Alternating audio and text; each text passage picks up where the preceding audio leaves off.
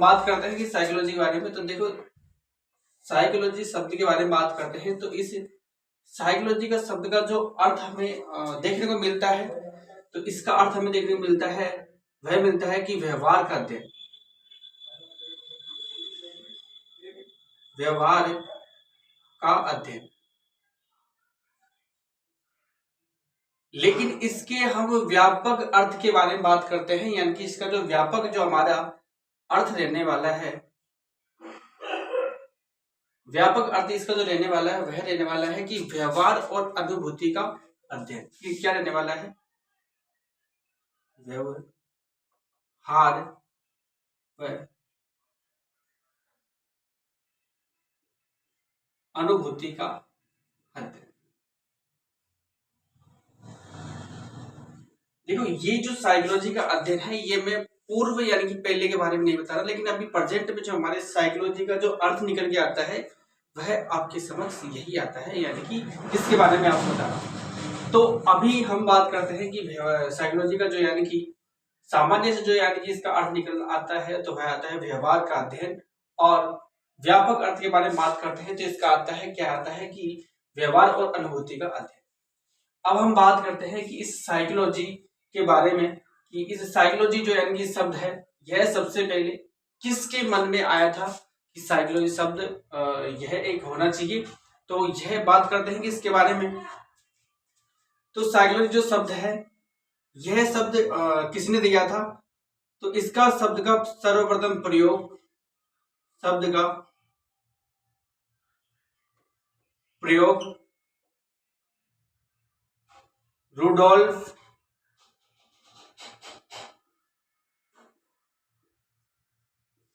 गोइटले ने 1590 में कब किया था? 1590 में इनकी एक पुस्तक थी जो कि काफी फेमस है। कौन सी है? साइकोलॉजी, साइकोलॉजिया। इनकी एक पुस्तक है, कौन सी? साइकोलॉजी। इस साइकोलॉजी की जो पुस्तक है किन की है? रुडोल्फ गोइटले की। इन्होंने 1590 में इस शब्द का प्रयोग कर लिया था, इतना आपको ध्यान देना चाहिए। अब मैं बात करता हूं कि इस जो साइकोलॉजी शब्द है, यह शब्द किससे मिलकर बना है और यह किसका मतलब यानी कि किस भाषा का यानी कि शब्द है। तो साइकोलॉजी जो शब्द है, यह साइकी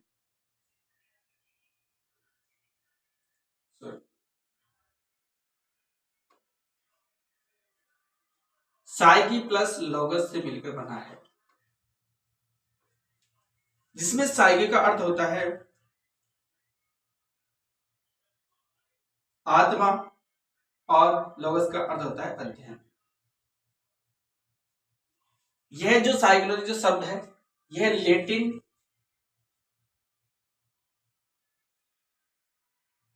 लेटिन को ही हम ग्रीक भाषा भी बोल सकते हैं।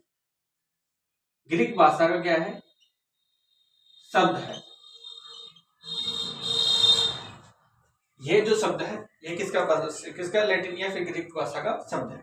देखो साइकोलॉजी का जो अर्थ होता है, क्या होता है? आत्मा, और लोगस का अर्थ होता है अध्ययन, यानी कि आत्मा का जो अध्ययन करने वाला जो हमारा कौन है? साइकोलॉजी है। तो ये पहले की जो यानी कि धारणाएं हैं, उनके हिसाब से मैं आपको बता रहा हूं। अब हम बात करते हैं कि जो हमारी जो साइकोलॉजी है, यानी कि अर्थात मनोविज्ञान जो यानी कि है, मनोविज्ञान के बारे में बात करते हैं तो यह दो प्रकार से दो भागों में यानी कि पढ़ते हैं हम मनोविज्ञान को। तो देखो, एक तो है हमारी भाग कौन सा? एक भाग हमारा रहने वाला है कौन सा? शुद्ध विज्ञान, शुद्ध विज्ञान। और एक होता है हमारा व्यवहारिक विज्ञान, है ना? आपको नहीं दिख रहा होगा तो मैं इधर लिख देता हूं। देखो शुद्ध विज्ञान और व्यवहारिक विज्ञान में क्या अंतर है, शायद आपको नहीं दिख रहा है, तो मैं इसको एक बार मिटा देता हूं। इतना आपको एक बार समझ में आ गया, एक बार मैं वापस से रिपीट कर देता हूं। देखो साइकोलॉजी के बारे में बात करते हैं तो यह होता है कौन सा? हिंदी में मनोविज्ञान। और हम बात करते हैं तो साइकोलॉजी का जो अभी वर्तमान में हम अर्थ देखते हैं, तो यह होता है क्या? व्यवहार का अध्ययन। और इसका व्यापक अर्थ के बारे में बात करते हैं तो इसका व्यापक अर्थ होता है हमारा कौन सा, व्यवहार व अनुभूति का अध्ययन। कौन सा, व्यवहार व अनुभूति का अध्ययन। तो यह अर्थ कौन सा हो गया, व्यापक। अब हमने फिर बात की कि इस जो साइकोलॉजी का शब्द का सर्वप्रथम जो प्रयोग है 1590 में किसने किया था, रुडोल्फ गोएगलिन ने। किसने किया था, रुडोल्फ गोएगलिन ने। और इनकी जो पुस्तक थी कौन सी थी, साइकोलॉजी। कौन सी थी, साइकोलॉजी। फिर हमने देखा कि जो ये शब्द है साइकोलॉजी किससे मिलकर बना है, साइकी प्लस लोगस से। किससे, साइकी प्लस लोगस से। इसमें साइकी का अर्थ होता है आत्मा और लोगस का अर्थ होता है अध्ययन, ठीक है। फिर हमने जाना कि जो ये साइकी जो शब्द है साइकोलॉजी, ये लैटिन या फिर ग्रीक भाषा का शब्द है जो कि आपको मतलब यानी कि ज्ञात होगा। फिर हम बात कर रहे हैं कि इसके बारे में साइकोलॉजी यानी कि विज्ञान की मतलब यानी कि दो प्रकार की जो शाखाएं रहती है उनमें से एक है। तो इसके बारे में आपको यहाँ पे बताता हूँ।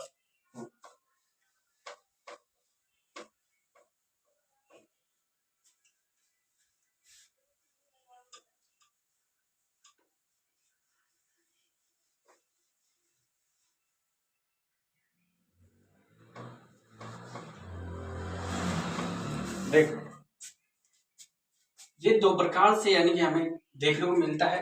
तो विज्ञान के बारे में बात करते हैं तो एक तो होती है क्या, शुद्ध विज्ञान।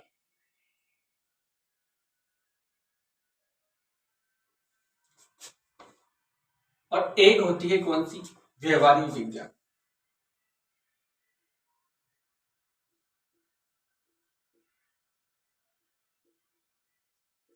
देखो शुद्ध विज्ञान वह होती है जिनमें हमें कोई भी हमें जो मतलब यानी कि हम शोध कर रहे हैं उसका जो परिणाम है एकदम 100% शुद्ध हमें प्राप्त होता है, क्योंकि 100% हमें वह परिणाम प्राप्त होता है।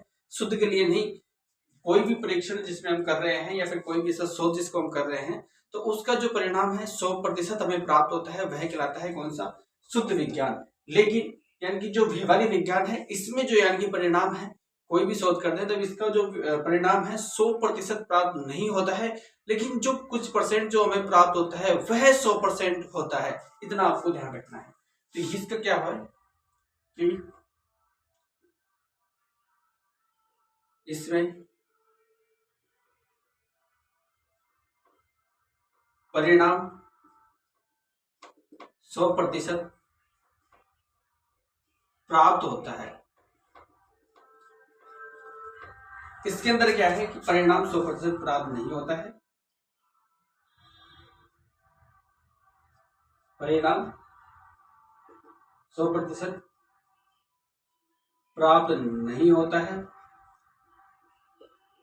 लेकिन जो परिणाम प्राप्त होता है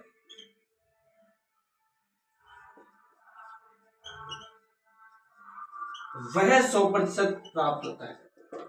मतलब जैसे कि देखो आपको मतलब यानी कि जैसे आपने एक सपोज दैट मान लो आप किसी की खोज कर रहे हो तो उसकी जो मात्रा है वो आपको 100% तो प्राप्त हो गई, लेकिन उसके अंदर जो गुण है वह आपको कितना प्रतिशत प्राप्त हुआ। तो ऐसी बातें कौन कर रहा है, ऐसी बातें कर रहा है। देखो शुद्ध विज्ञान में क्या है, यानी कि आपको क्वांटिटी से मतलब है, 100% इसमें क्वांटिटी है। लेकिन व्यवहारिक विज्ञान के अंदर क्या होता है कि क्वांटिटी से वहां पे मतलब नहीं है, वहां पे उसका जो यानी कि गुण है वो देखा जाता है कि यह कितना प्रतिशत यानी कि शुद्ध है, यानी कि सही है, ठीक है। तो इन दोनों में यह अंतर था जो कि मैंने आपको समझाने की कोशिश कर रहा हूँ। तो हमारा जो साइकोलॉजी जो यानी कि विज्ञान रहने वाला है, कौन सा रहने वाला है, व्यवहारिक विज्ञान। क्योंकि यहाँ पे जो भी हमें मतलब यानी कि जो शोध करने के बाद जो हमें प्राप्त होता है परिणाम वह 100% प्राप्त होता है, लेकिन यानी कि परिणाम 100% प्राप्त नहीं होता, लेकिन उसका जो अंदर के बारे में बात करते हैं, उसका जो गुण के बारे में बात करते हैं तो वह 100% प्राप्त होता है। तो यह यानी कि समझाने की आपको कोशिश कर रहा था। अब हम बात करते हैं आगे।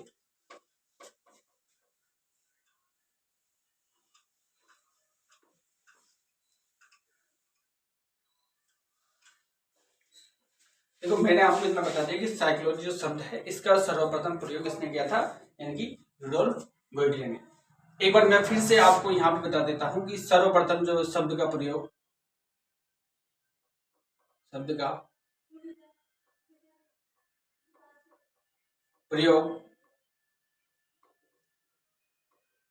रुडोल्फ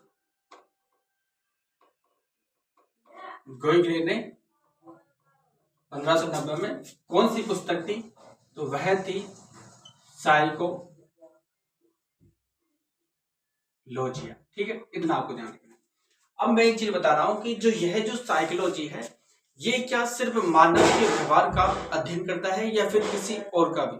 तो हम इसके बारे में कहेंगे कि जो साइकोलॉजी है यह मानव के व्यवहार का ही अध्ययन नहीं करती है, बल्कि समस्त प्राणियों का जो जीव है उन सभी का यानी कि अध्ययन करती है। या फिर हम इसको ये बोल सकते हैं कि यह यानी कि मानव के साथ साथ पशुओं के व्यवहार का भी अध्ययन करता है।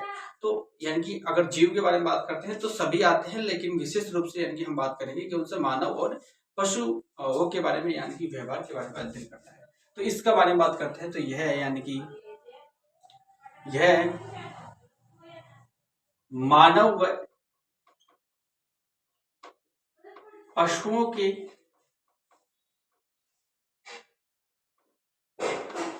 व्यवहार का अध्ययन करता है,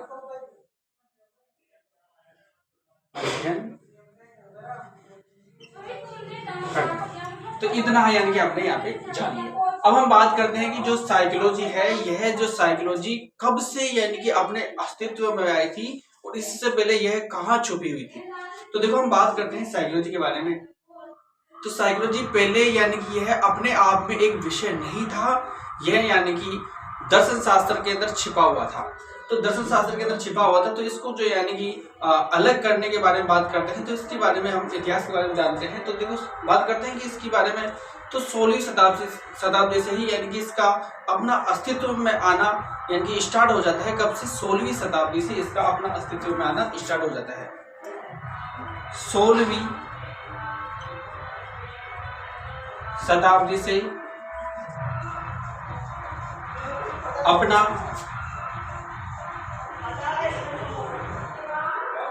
अस्तित्व बनाना शुरू करती है, बनाना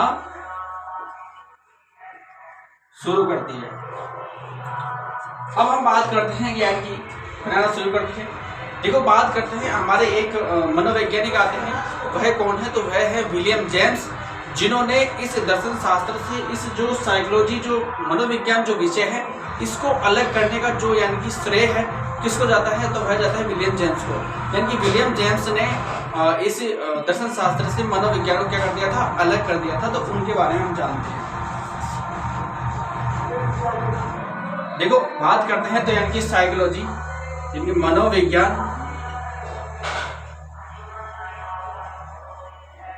पहले दर्शन शास्त्र का ही विषय था। पहले ये दर्शन शास्त्र का एक विषय था, लेकिन विलियम जेम्स ने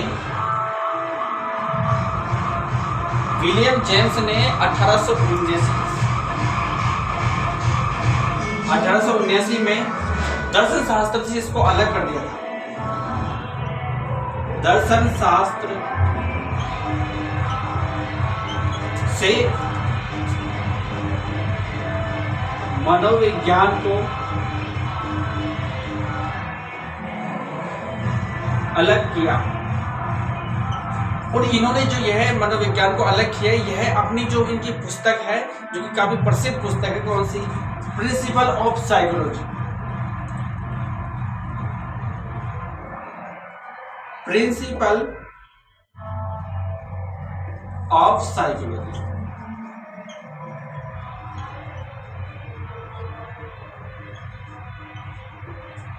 इनकी जो पुस्तक है कौन सी? Principle of psychology. इसके अंदर इन्होंने यह यानी कि वर्णन किया कि इस दर्शन शास्त्र से इस मनोविज्ञान को अलग करने का जो यानी कि हमें उल्लेख मिलता है, कहाँ पे मिलता है? Principal of psychology. Principle of psychology किसकी पुस्तक है? तो वह है कौन? किसकी? William James. ठीक है। अब हम बात करते हैं कि इनकी जो एक और पुस्तक है, और वह पुस्तक इन्होंने 1899 में, कब? 1899 में लिखी थी। और वह इन्होंने लिखी थी कौन सी? यानी कि टॉक टू टीचर्स। कौन सी थी?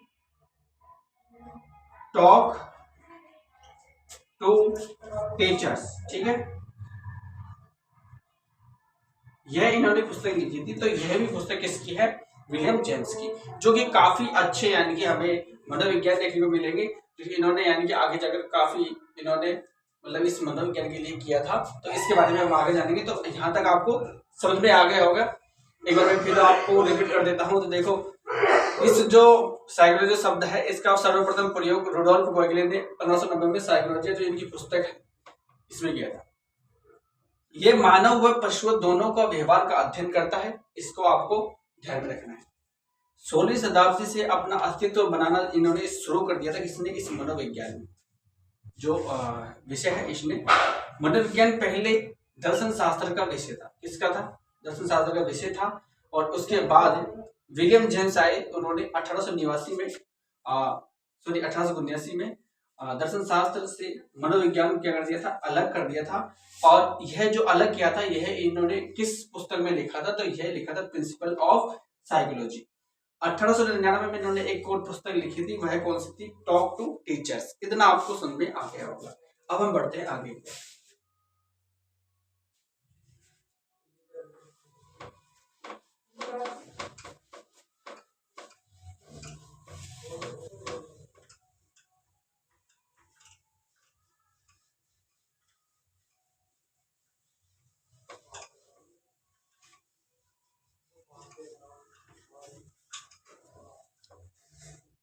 देखो, इसके विकास क्रम के बारे में बात करते हैं। तो इसका विकास क्रम 4 चरणों में हमें देखने को मिलता है।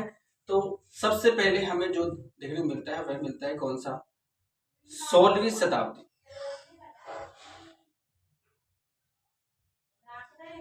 उसके बाद हमें देखने को मिलता है 17वीं से 18वीं शताब्दी। उसके बाद हमें देखने को मिलता है तो 19वीं शताब्दी। उसके बाद हम बात करते हैं तो हमें 20वीं शताब्दी के बारे में हमें यानी कि देखने को मिलता है। अब हम देखते हैं कि इसका जो विकास क्रम है किस प्रकार से हुआ था।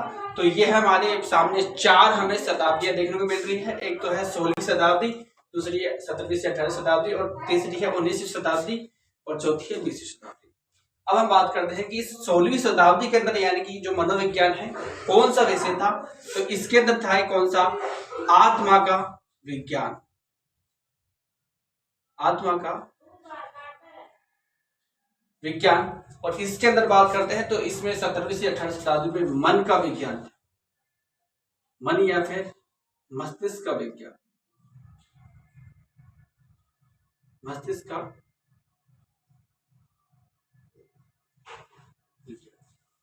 और 19वीं शताब्दी के बारे में बात करते हैं तो यहां पे आ जाता है कौन सा? चेतना का विज्ञान।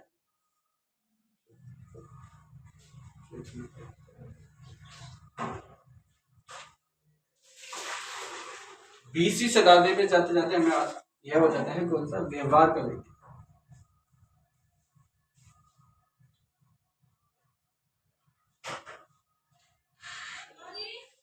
तो ये है इसका विकास क्रम के बारे में हम बात कर रहे हैं।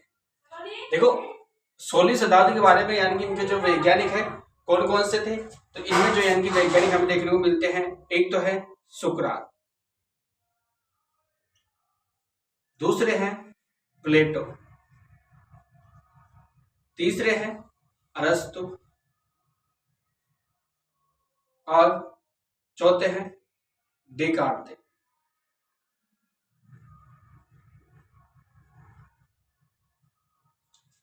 इन्होंने क्या है इस मनोविज्ञान को आत्मा का विज्ञान माना था 16वीं शताब्दी के आसपास। ठीक है, तो ये वैज्ञानिक रहे। इस मन या फिर मस्तिष्क का विज्ञान जो 17वीं से 18वीं शताब्दी में इसको माना था, तो यह किसने माना था? यह माना था पॉम्पोलॉजी ने। पॉम्पोलॉजी ने, और आदि इनके जो यानी कि सहायक मनोवैज्ञानिक थे उन्होंने इनको माना था। चेतना के विज्ञान के बारे में बात करते हैं तो इसको चेतना का विज्ञान कहा था कि इन्होंने, एक है हमारी विलियम जेम्स, दूसरे हैं विलियम वुल्फ,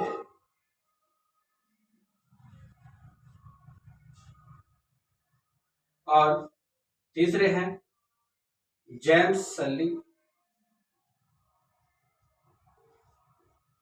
आदि जो मनोवैज्ञानिक है इन्होंने इनको क्या माना था, इस जो मनोविज्ञान को चेतना का विज्ञान माना था। अंत में जाके बारे में बात करते हैं तो 20वीं शताब्दी में व्यवहार का विज्ञान माना था किसने, जेबी वाटसन। वाटसन। उसके बाद हम बात करते हैं तो इनको स्किनर ने,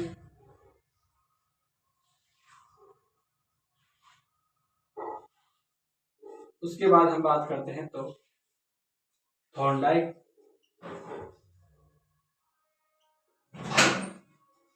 उसके बाद बात करते हैं तो यानी कि आदि जो मनोवैज्ञानिक है इन्होंने इनको क्या माना था, व्यवहार का विज्ञान। तो देखो 16वीं शताब्दी के बारे में बात करते हैं तो इसको आत्मा का विज्ञान माना गया था।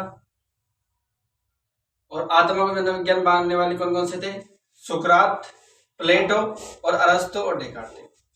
शायद यहाँ पर डेकार्ट नहीं है। फिर 17वीं से 18वीं शताब्दी में इसको मन या फिर मस्तिष्क का विज्ञान माना था। और मन या मस्तिष्क का विज्ञान मानने वाले कौन थे, पॉम्पोलॉजी थे। 19वीं शताब्दी के बारे में बात करते हैं तो इसको चेतना का विज्ञान माना था। और चेतना का मनोविज्ञान मानने वाले कौन कौन से थे, विलियम जेम्स, विलियम वुंड और जेम्स सर्ली। आगे हम बात करते हैं कि 20वीं शताब्दी में इसको व्यवहार का विज्ञान माना गया था, जो कि अभी तक भी इसको व्यवहार का विज्ञान ही माना गया है। तो वह किसने माना था, जेपी वाटसन ने और स्किनर ने, थॉर्नडाइक ने, आदि ने। तो ये रही हमारी इसकी क्या है, विकास की क्रम के बारे में। अब हम बात करते हैं आगे।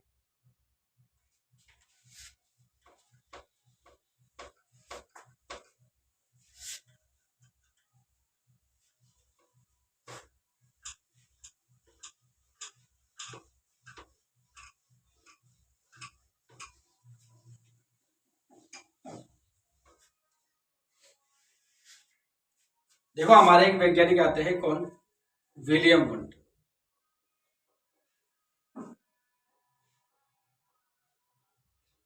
विलियम वुंड जो कि यानी कि अमेरिका के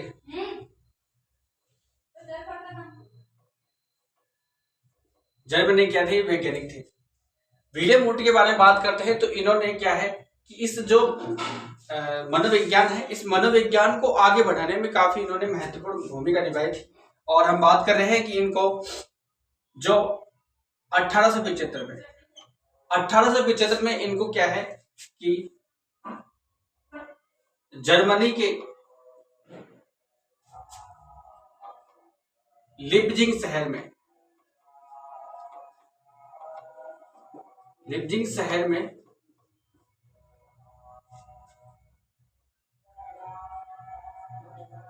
जर्मनी की जो लिप्जिंग शहर है वहां पे इनको क्या है, एक विश्वविद्यालय है।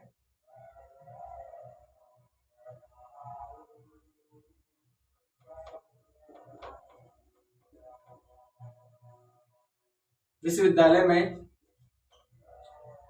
दर्शन शास्त्र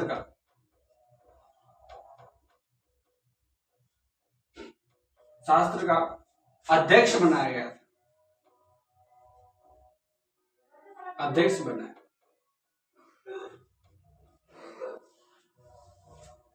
जिसके बाद इन्होंने क्या किया था कि इन्होंने 1879 में जर्मनी के लिप्जिंग शहर में जो मनोविज्ञान जो वेधशाला है, प्रथम मनोविज्ञान वेधशाला है, इसका यानी कि इन्होंने क्या कर दिया था, यहाँ पे स्थापना कर दी गई थी। तो प्रथम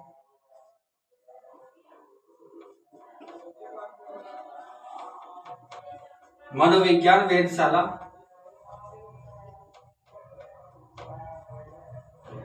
की स्थापना की थी।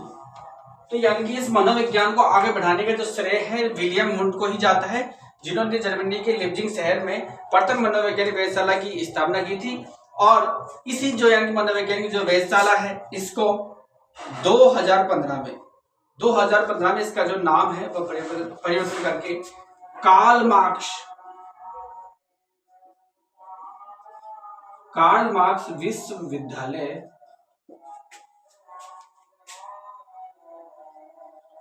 रख दिया। ठीक है, तो यानी कि ये हमारे विलियम वुंड के बारे में सामान्य जानकारी। इसके बारे में बात करते हैं तो हमारे कौन जेबी वाटसन ये बोलते हैं, एक बार मैं इसको मिटा देता हूं।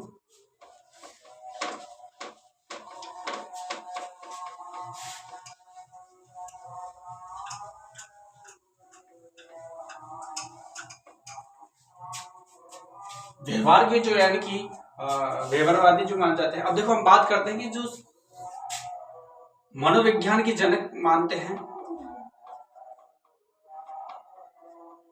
मनोविज्ञान के जनक जो माना जाता है वह किसको माना जाता है, तो वह माना जाता है अरस्तु को। किसको? अरस्तु को।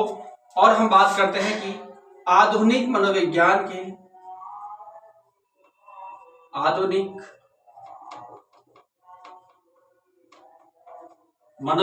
के जनक कौन है? विलियम वुंड है। कौन है? William wound.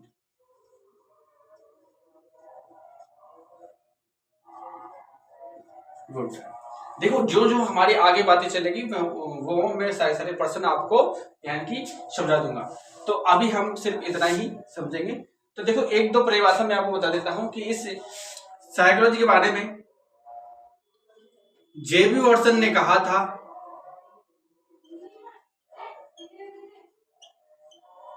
कि तुम मुझे कोई भी सा भी बालक दे दो, मैं उसे वैसा बना दूंगा जैसा तुम चाहो।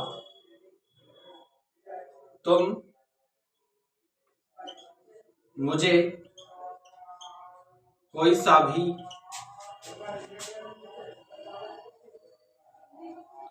बालक दे दो, मैं उसे वैसा बना दूंगा जैसा तुम बोलो। यानी कि चोर, डाकू, पुलिस आदि मतलब वकील वगैरह कोई सा भी यानी इंसान वो बना देगा। इनकी कैसे बना देगा? उसके व्यवहार में परिवर्तन करके। तो इतना आपको याद रखना है। एक हमारे वुडवर्थ जो आते हैं, इन्होंने इस साइकोलॉजी के विकास क्रम के बारे में खूब लिखा है कि मनोविज्ञान ने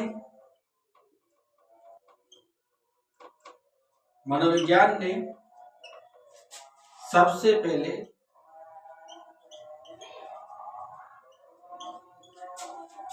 आत्मा का त्याग किया, आत्मा को त्यागा,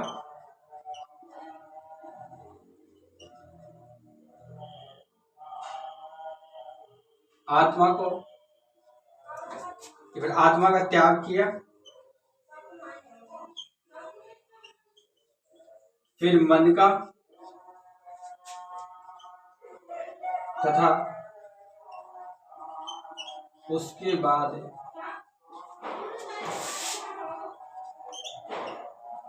चेतना का त्याग किया,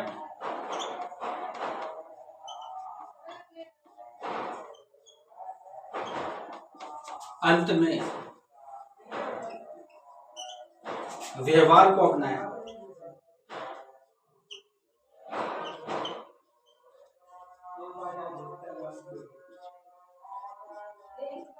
तो यह इनकी परिभाषा है किनकी? वुडवर्थ की, जो कि इन्होंने क्या कहा कि मनोविज्ञान सबसे पहले आत्मा का त्याग किया, फिर मन का, उसके बाद चेतना का त्याग किया, अंत में जाके व्यवहार को अपनाया था। तो ये रही हमारी सामान्य जो क्लास है।